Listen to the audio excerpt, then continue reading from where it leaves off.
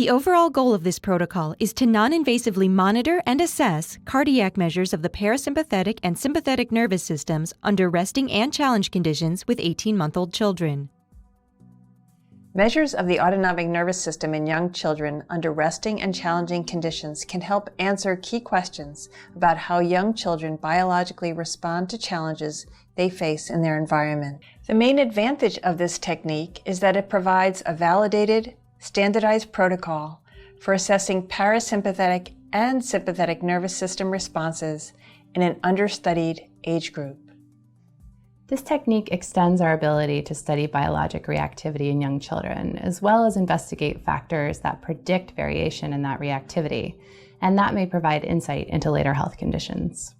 Demonstrating the role of child assessor will be Zoe Caron, and demonstrating the role of computer operator will be Vanessa Tiernan, research assistants from my laboratory.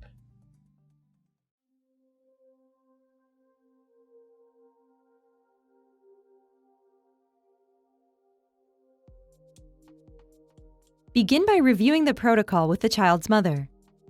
Then talk to the toddler in a friendly way to make the toddler comfortable before you start the protocol.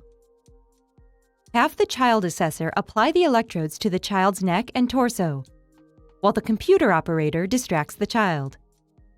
For this protocol, apply each electrode to the skin at least 3 centimeters apart from neighboring electrodes to ensure proper signal conduction. Verify this minimum distance by measuring the length between the centers of each electrode. Then press on the foam around the gel to ensure that the electrode adhered to the skin. Now, gather 4 impedance electrodes, of which 2 will be placed